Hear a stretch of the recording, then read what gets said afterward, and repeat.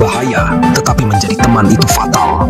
Inilah pernyataan tegas Henry Kissinger yang kini sangat relevan untuk menggambarkan dilema yang tengah dihadapi oleh negara-negara Arab.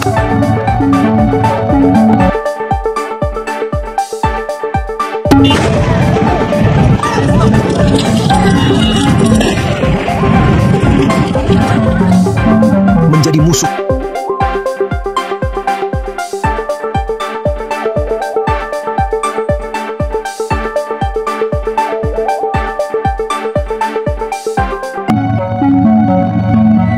Organisasi Dewan Kerjasama Teluk yang beranggotakan Arab Saudi, Uni Emirat Arab, Qatar, Kuwait, Bahrain, dan Oman yang selama puluhan tahun dikenal sebagai sekutu setia Amerika Serikat di Timur Tengah merasa kecewa dan dikhianati oleh Washington.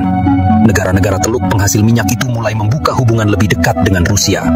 Bagaimana tidak, serangan Israel ke ibu kota Qatar, Doha, yang seharusnya dikecam keras oleh Amerika, justru mendapatkan dukungan diam-diam dari Washington.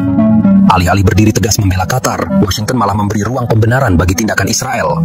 Menghancurkan Hamas adalah tindakan yang layak, ujar Caroline Leavitt, sekretaris pers Gedung Putih dalam sebuah konferensi pers. Sayangnya kelompok itu berada di Doha.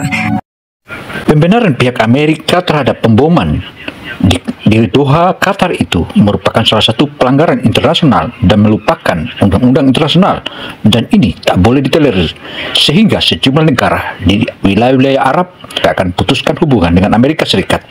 Demikian sejumlah pengamat, pimpinan wilayah Arab menyebutkan kepada berbagai media.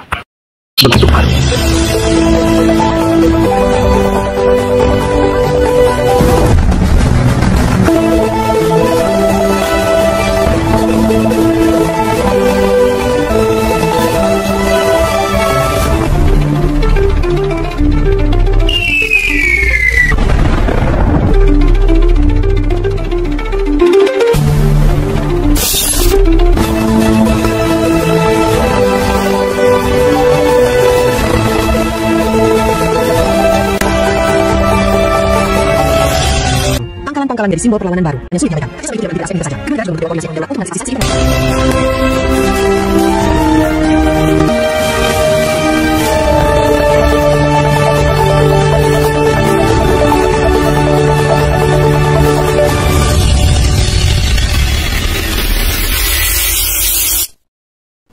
Saudara, sejumlah negara dan pemimpin negara mengutuk Israel atas serangan Hamas di wilayah Qatar, Doha. Ini menunjukkan bahwa salah satu kesalahan besar yang tak boleh diampunkan dan harus dihukum. Akibatnya, banyak negara di dunia, termasuk Indonesia, juga turut mengutuk atas serangan Israel di wilayah Doha, Qatar itu. Lanjutnya, seolah mengabaikan fakta bahwa Israel telah membombardir ibu kota sebuah negara berdaulat yang merupakan sekutu dekat Amerika sendiri. Caroline Leavitt menyatakan, pagi ini, pemerintahan Trump diberitahu oleh militer Amerika Serikat bahwa Israel menyerang Hamas yang sayangnya terletak di sebagian wilayah Doha, ibu kota Qatar, dan secara sepihak mengebom di dalam Qatar, sebuah negara berdaulat yang merupakan sekutu dekat Amerika Serikat. Namun, melenyapkan Hamas yang telah mengambil untung dari penderitaan penduduk Gaza adalah tujuan yang layak. Pernyataan Caroline ini ada dua hal yang paling memancing kemarahan. Pertama, ia menyebut serangan ke Doha dengan kalimat sayangnya terletak di sebagian wilayah Doha, seolah memberi pembenaran bagi Israel untuk mengebom wilayah negara lain.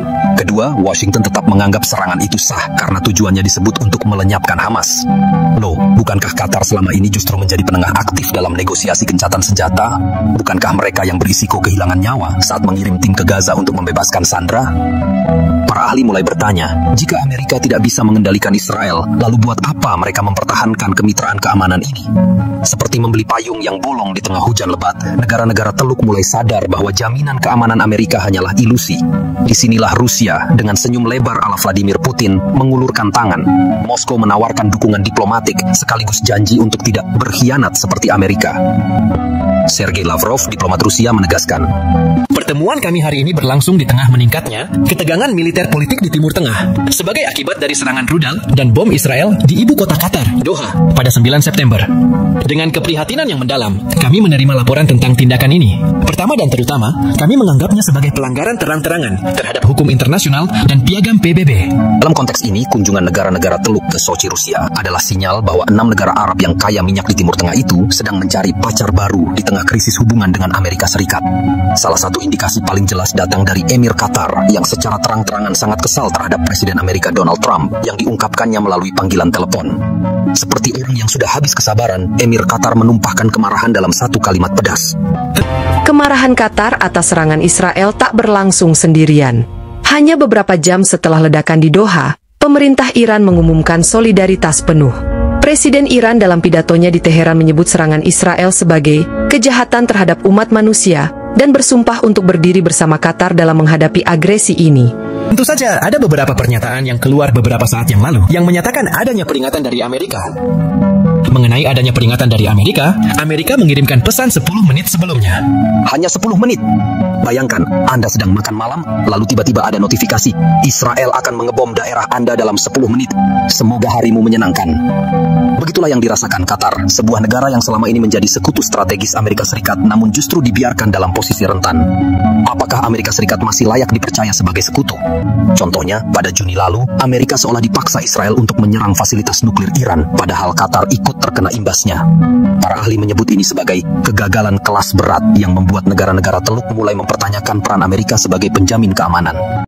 Saudara, eksistensi pemerintahan Amerika belakangan ini kini mulai dicemooh, bahkan mulai diancam, bahkan dibenci oleh negara-negara di Timur Tengah.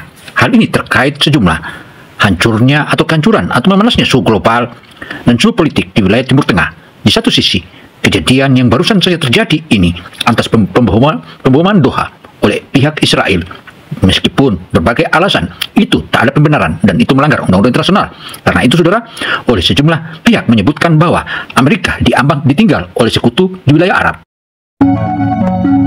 Tapi ini bukan pertama kalinya Amerika meninggalkan sekutunya. Tahun 1979, Shah Reza Pahlavi di Iran, sekutu dekat Washington, digulingkan oleh revolusi Islam. Saat ia meminta perlindungan dari Amerika, pemerintah Amerika malah ragu-ragu. Iran jatuh ke tangan Ayatollah Khomeini, dan sejak itu jadi musuh bebuyutan Amerika. Lalu Afghanistan. Di masa Perang Dingin, Amerika menyuplai senjata dan dana ke mujahidin untuk melawan Uni Soviet. Tapi setelah Soviet mundur, Afghanistan ditinggalkan. Yang tersisa hanyalah reruntuhan, perang saudara, dan runtuhnya ekonomi. Di Irak, Saddam Hussein dulu adalah mitra Amerika ketika melawan Iran. Tapi setelah kepentingan berubah, Saddam Hussein dijadikan sebagai musuh, dibunuh, dan Irak tenggelam dalam kekacauan hingga hari ini. Libya pun mengalami nasib serupa. Muammar Gaddafi yang sempat berdamai dengan Barat dihancurkan lewat intervensi NATO. Hasilnya, Sisi lalu mengklaim perang melawan teror. Hasilnya, negara porak-poranda dan jutaan orang jadi pengungsi. Polanya selalu sama. Ketika sekutu dibutuhkan, Amerika datang dengan janji. Tapi ketika konflik berubah arah, Washington angkat kaki. Sekarang negara-negara Teluk bertanya, apakah kami yang berikutnya? Apakah kami hanya pion dalam permainan geopolitik Amerika yang akan ditinggalkan begitu saja saat tidak lagi relevan? Saudara, pertanyaan-pertanyaan seperti itu bukan hanya masuk kepada benak atau pakar-pakar politik wilayah Timur Tengah atau wilayah-wilayah Arab, tetapi juga para pemimpin-pemimpin Arab juga sudah berpikir hal yang sama.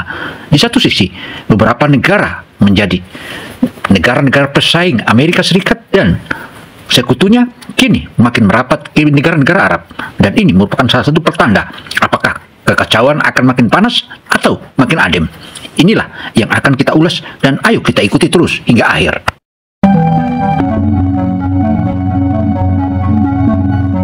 Bayangkan Anda memiliki seorang sahabat yang berjanji untuk setia. Tapi begitu Anda benar-benar membutuhkannya, ia tiba-tiba pergi tanpa kabar, meninggalkan Anda berdiri sendirian di tengah badai. Gadang-gadang sebagai penjaga perdamaian dunia, justru kerap kali meninggalkan atau bahkan menghancurkan negara-negara yang pernah setia berada di sisinya. Pola ini bukan kebetulan. Ini adalah sejarah berulang yang terukir dalam reruntuhan kota-kota yang dulunya stabil, hingga akhirnya porak-poranda karena janji-janji kosong dari Washington. Mari kita lacak jejak sejarah ini, dari Iran hingga Libya, dari Afghanistan hingga Suriah, di mana Amerika bukan hanya gagal melindungi sekutunya, tapi tampaknya kehadiran Amerika Serikat di Timur Tengah bukannya menjadi pendamai, tetapi menambah bara hingga munculnya kekacauan, hingga memanasnya konflik dan terus berkepanjangan konflik di wilayah Timur Tengah atau negara-negara kaya akan minyak itu. Dan ini merupakan salah satu langkah konkret sehingga pemimpin-pemimpin negara-negara Arab yang masuk dalam Persatuan Emirat Arab, mereka semua bersatu untuk melakukan salah satu ekspansi, dan Rusia lah dan China yang menjadi pilihan mereka. Selamat tinggal Amerika. ditinggalkan begitu saja.